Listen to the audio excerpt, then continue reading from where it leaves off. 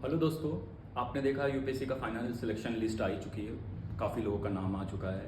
तो आप लोग भी चाहते हैं कि आपका भी नाम इस लिस्ट में आए नेक्स्ट ईयर। उसके लिए मैं कुछ आपको स्टेप्स बताना चाहता हूं जो बहुत ही इंपॉर्टेंट है यूपीएससी सिलेक्शन के लिए। फर्स्ट स्टेप ये होती है बेटा कि जब भी आप अगर यूपीएससी करना चाहते हैं तो पहले आप 2-3 मंथ का टाइम लीजिए। पहले अच्छे से टाइम ले लीजिए और आपको पता होना चाहिए कि यूपीएससी आपको क्यों करनी है, आपका कारण क्या है, ठीक है, आपका ड्रीम क्यों है। पहले उस पर अच्छे से विचार कर लीजिए क्योंकि उसके बाद आप इंटर होने के बाद वापस पीछे आना बहुत मुश्किल हो जाता है। तो एक दृढ़ निश्चय कर लीजिए कि हमें एक लॉन्ग जर्नी के लिए स्टार्ट करना है, ठीक है। पूरी स्ट्रेटेजी बना लीजिए कि आप एक मनोवैज्ञानिक बहुत मजबूत हो जाइए, मतलब दिमाग से आप इतने मजबूत हो जाए कर लीजिए अपन को 2-3 महीने के अंदर। उसके बाद ये प्रिपरेशन स्टार्ट करेंगे, ठीक है। ये हो गई फर्स्ट स्टेप। अब सेकंड स्टेप में क्या होता है कि आप आ तो गए हैं, ठीक है, यूपीएससी की प्रिपरेशन करने के लिए रेडी तो हो गए। तो अब आपको फोकस करना है किस पे? सिलेबस पे। किस पे फोकस करना है? सिलेबस पे। आपको टोटल पहले सिलेबस को गो थ्रू होना है बहुत ही बढ़िया तरीके से, जो आपको एक तरह से मैं बोल सकता हूँ आपको रटा होना चाहिए। आपको हर मुंह जुबानी याद होना चाहिए आपका सिलेबस। क्यों? क्योंकि आपको क्या होगा ये सिलेबस रटने से ये फायदा होगा कि आपकी काम की क्या चीज़ है आपको बिल्कुल बाय हार्ट याद रहेगी, ठीक है ना। तो ये सिलेबस हो जाता है आपका सेकंड स्टेप। अब आपको एक बुक लिस्ट बनानी चाहिए सिलेबस के बाद कि टॉपरों की देख लें या कोई और कुछ देख लें। तो एक बुक लिस्ट सेलेक्ट करें कि कौन कौन सी बुक लिस्ट है जो यूपीएससी के लिए पढ़ना है हमें, ठीक है। एक बुक लिस्ट अच्छे से अगर आपने उठा ली, ये कोई भी वेबसाइट पे और कोई भी एक कॉमन बुक लिस्ट होती है हर टॉपर की, और आपने देखा कुछ ज़्यादा डिफरेंस नहीं होता। मुझे लगता है 10% डिफरेंस होता है बुक लिस्ट के अंदर में। तो एक कॉमन बुक लिस्ट तो प्रेफर है, एनसीईआरटी, लक्ष्मीकांत है, जीसी लियोन है, और ये बेसिक है, ठीक है।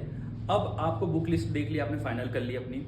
फिर उसके बाद आपको प्रीवियस ईयर के क्वेश्चंस देखना बहुत इंपॉर्टेंट है, क्योंकि प्रीवियस ईयर के क्वेश्चन से ही आपको पढ़ने का तरीका पता लगेगा कि आपको पढ़ना कैसे है। अगर आपने प्रीवियस ईयर के क्वेश्चन अगर नहीं देखे और आपने प्रिपरेशन स्टार्ट कर दी तो ये बहुत बड़ा फॉल्ट होता है। बहुत सारे बच्चे यही करते हैं, प्रीवियस ईयर के क्वेश्चन को ना देखते हुए सीधे रीडिंग स्टार्ट कर देते हैं। नहीं, ये बिल्कुल नहीं करना है। अभी तक हमने रीडिंग स्टार्ट नहीं करी है, बस हमने बुक लिस्ट बनाई है, ठीक है, सिलेबस देखा है और अपना ड्रीम को कंफर्म करा। तो आपको प्रीवियस ईयर क्वेश्चन बहुत ही थ्रोली देखने हैं, जिससे आपको पता लग जाएगा कि आपको किस तरीके से अपनी प्रिपरेशन करनी है, ठीक है।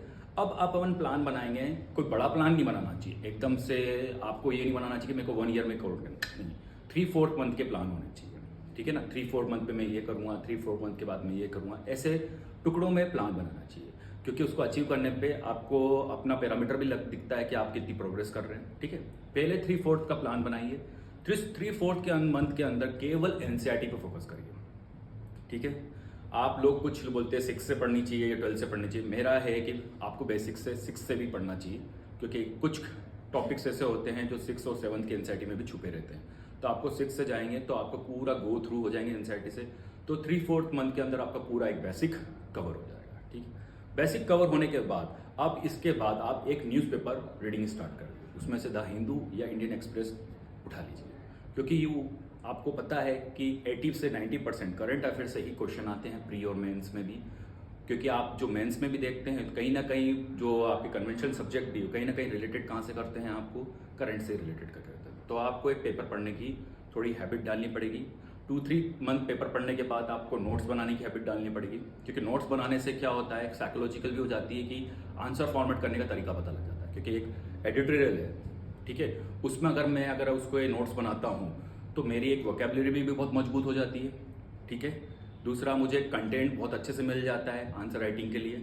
इंट्रो कैसे होता है, ठीक है, बॉडी कैसी होती है, कंक्लूजन भी मिल जाता है, और उसी एडिटोरियल से आपको एक न्यू थॉट भी मिलता है, ठीक है ना। हर एक राइटर अलग अलग नए थॉट देता है, और यूपीएससी केवल थॉट की एग्जाम है। यहाँ एक थॉट पे काम नहीं होता है, क्रिटिकल एनालाइज होता है। तो डिफरेंट थॉटों पे काम करना, तो वो थॉट बनाने की प्रोसेस आपको कौन करेगा? न्यूज़पेपर। नॉलेज देने की बुक्स करेंगे, मगर थॉट बनाने की प्रोसेस न्यूज़पेपर। तो न्यूज़पेपर बहुत इंपॉर्टेंट है। फिर आपके 3-4 मंथ होने के बाद आपको अब एक मेंटर चूज करना है, ठीक है, जो अब आपको आगे गाइड करे। मेंटर का रोल सबसे इंपॉर्टेंट होता है। बेसिकली लोग बोलते हैं कोचिंग क्लासेस बहुत में जाना चाहिए, वहाँ जाना चाहिए। कोचिंग क्लासेस में आपको एक प्रॉपर मेंटर नहीं मिलता है। आपको ऐसा चाहिए जो आपको पर्सनल गाइडेंस दे। ऐसी कोचिंग ज्वाइन करिए जहाँ आपको पर्सनल कोई मेंटरशिप दे, प्रोवाइड कर रहे, जिससे आपको पता हो कि आपकी गलती क्या हो रही है, जो आप पे एनालाइज करे, ठीक है, और आपको बताए कि कैसे कैसे आपको प्रोग्रेस करनी है, क्योंकि मेंटर का रोल ही इस जर्नी में सबसे इंपॉर्टेंट होता है। आपने जितने भी देखे हैं जो टॉपर्स हैं, उनका कहीं ना कहीं एक पर्सनल मेंटर उनको गाइड कर ही रहा था, या वो उनके कोई पेरेंट्स हैं, कोई कजिन्स हैं, वो गाइड कर, वो बहुत इंपॉर्टेंट होता है। फिर आपको मेंटर से सजेशन लेने के बाद ऑप्शनल डिसाइड करना है। क्या डिसाइड करना है? ऑप्शनल डिसाइड करना है। ऑप्शनल डिसाइड होने के बाद बेसिकली लोग ये देखते हैं कि इस साल सोशोलॉजी में सिलेक्शन ज़्यादा हुआ तो सोशोलॉजी ले लूँ, इस साल मुझे पॉलिटिकल साइंस में सिलेक्शन ज़्यादा हुआ तो वो ले लूँ।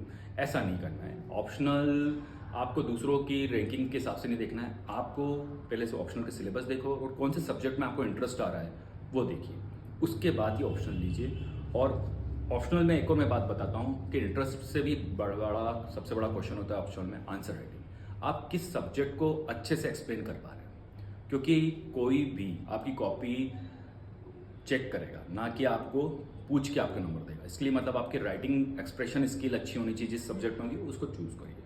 अब आपने चालू कर लिया, मेंटर कर लिया, आपने ऑप्शनल डिसाइड कर लिया, अब आप यहाँ से स्टार्ट कर दीजिए राइटिंग प्रैक्टिस, क्योंकि आपका मेंटर आपको फिर सजेस्ट करेगा कि कैसे आपको क्वेश्चनों को हैंडल करना है, ठीक है। और राइटिंग प्रैक्टिस बहुत ही इंपॉर्टेंट है, क्योंकि ये पार्ट लोग बहुत मिस करते हैं। और आपको पता है यूपीएससी में प्री केवल क्वालिफाई है और पूरा मेंस ही आपका सिलेक्शन का बेस है, ठीक है। इंटरव्यू में भी 250 मार्क्स है, कोई इतना बड़ा फर्क नहीं आता है। सबसे बड़ा फर्क मेंस की आंसर राइटिंग में आता है, इसलिए आपको शुरू से स्टार्टिंग से ही मेंस की आंसर राइटिंग की प्रैक्टिस करनी पड़ेगी, क्योंकि आंसर राइटिंग से ही पता लगता है कि किसका सिलेक्शन होगा या नहीं होगा। क्योंकि इसमें अगर आपने first paper, second paper, third paper में 250 वर्ड 200 वर्ड की भी प्रैक्टिस कर ली, मगर एक बहुत बड़ा हडल होता है आपका ऐसे राइटिंग। इसलिए आपको कुछ समय के बाद जब 3/4 आप आंसर राइटिंग करने लग जाएं, ठीक है, तो पेपर सेकंड थर्ड से स्टार्ट करिए। फिर उसके बाद 3-4 मंथ के बाद आप स्विच करिए किसमें, ऐसे राइटिंग पे। ऐसे बहुत इंपॉर्टेंट है कि 1250 वर्ड्स लिखने पड़ते हैं एक ऐसे में, तो टोटल आपको 2500 वर्ड लिखने हैं, तो वो कंटेंट बहुत बड़ा होता है, वो आपका गेम चेंजर होता है। फिर उसके बाद आप चालू कर दीजिए इथिक्स की आंसर राइटिंग, ठीक है। इथिक्स की आंसर राइटिंग पे आपने अगर कवर कर ली और ये सारी चीज़ें आपका कवर हो गया, फिर आपका ऑप्शनल बचता है लास्ट में।